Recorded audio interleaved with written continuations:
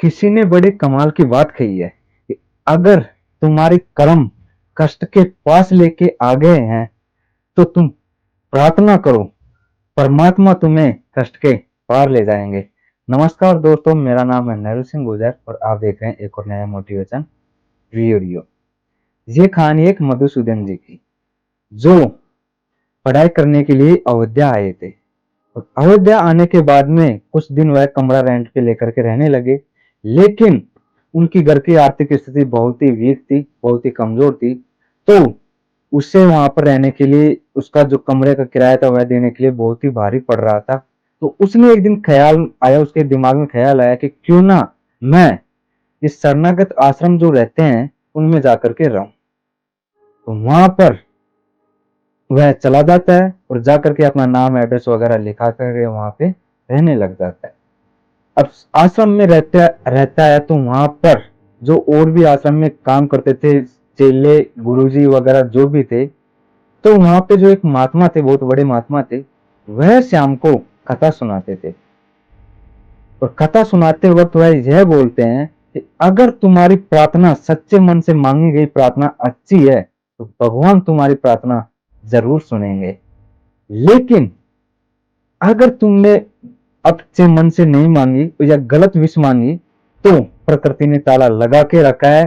प्रकृति तुम्हारे विरोध खड़ी हो जाएगी और इतने विरोध होएगी, तुम्हारी जिंदगी बर्बाद करने पर आ जाएगी, जिसे हम समय बोलते हैं।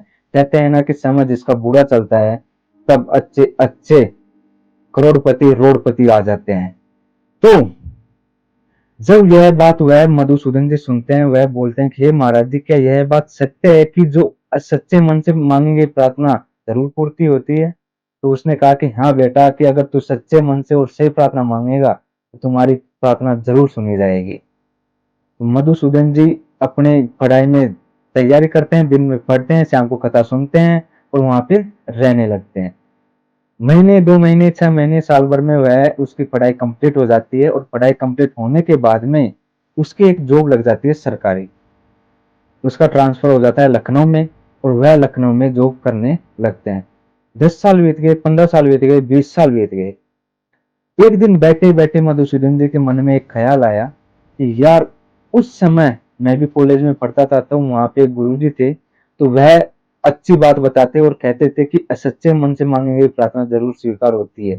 और मैं प्रार्थना यही मांगता था कि मेरी जिंदगी सेट हो जाए और मेरी नौकरी लग जाए। तो मेरी नौकरी लग गई है, तो मुझे सिर्फ अब यही करना है कि मुझे गुरु जी के मतलब चरण स्पर्श करने हैं और मुझे उसकी बहुत याद आ रही है और मुझे उनसे मिलना है। यह बात उसके मन में एक दिन बैठे बैठे ख्याल आता है। तो वह कहां से भी करके उस आश्रम के नंबर निकालता है, ढूंढता है। तो उस आश्रम पे जब वह फोन मिलाता है तो वहां के एक चेले ने फोन उठाता है। फोन उठा करके वहां से चेले से बात करता है कि गुरुजी से मेरी बात करा दो। तो वह चेला बोलता है कि गुरुजी बात करने की हालत में नहीं है, वह 2 साल से बीमार चल रहे हैं और वह खटिया पर लेटे हुए हैं और ना तो वह कुछ सुनते हैं और ना ही कुछ बोलते हैं। मधुसूदन जी बहुत आश्चर्य भावुक हुए और रोने लग गए और आंखों से आंसू आने लग गए कि एक ही गुरुजी थे मेरे, जिसको मैंने मन से गुरु माना था, और उसकी यह हालत देख करके। तो उसने बोला कि क्या करना है, कि उसने मधुसूदन जी ने उसके शिष्य से बोला क्या करना है। तो वह बोलते हैं कि अगर कोई कान की मशीन हो तो वह सुनने लग जाएंगे। लेकिन यहाँ अयोध्या में कोई ऐसी कोई कान की मशीन नहीं है जो कि गुरु जी के यहाँ पे कान में लग सके। लेकिन गुरु जी बार बार हट भी करते हैं कि मेरे आश्रम से लगाए हुए पैसे मेरे शरीर पे नहीं लगने चाहिए। ये पैसे सिर्फ यहाँ पर विश्राम करने वाले और यहाँ पर आकर ठहरने वाले लोगों के हित के लिए लगने चाहिए, न कि मेरे ऊपर।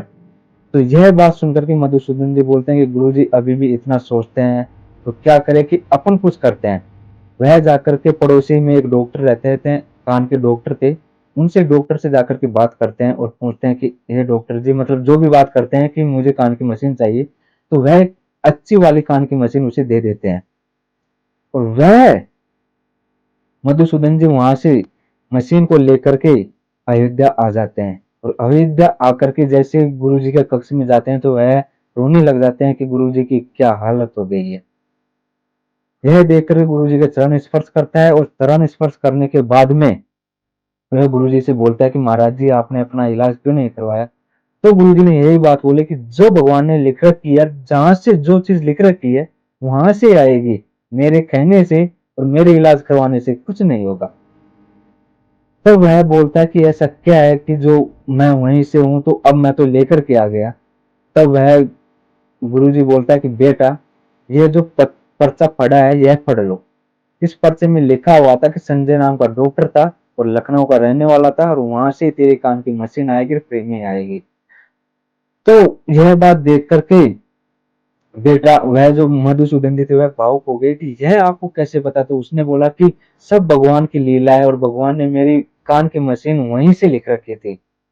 तो मधुसूदन जी भावुक हो गए और बोले कि हे महाराज जी कैसे भी करके भगवान ने मेरे मन में यह विचार लाया। और कहने लगे कि बेटा तुझे गुरु जी की याद आने, मतलब मेरे अंदर ऐसी चेतना दिला दी कि आपकी याद आने लगी और मैंने कैसे भी करके आपके नंबर निकाले, आपसे बात करी। बात करने के बाद मुझे पता चला तो, और जो आपने डॉक्टर का नाम बताया वह डॉक्टर मेरे पड़ोस में रहते थे। वहां से मैंने मशीन ली और मैंने यहाँ पे आपको ला करके दी। जो भी होता है प्रार्थना पर बहुत बड़ा होता है। तो मैं सिर्फ इस कहानी से यही शिक्षा देना चाहूंगा कि अगर सच्चे मन से मांगी गई प्रार्थना जरूर पूरी होती है, लेकिन वह अगर किसी के हित में हो तो ही होती है। अगर वह गलत होगी तो प्रकृति तुम्हारा विरोध जरूर करेगी। जय हिंद।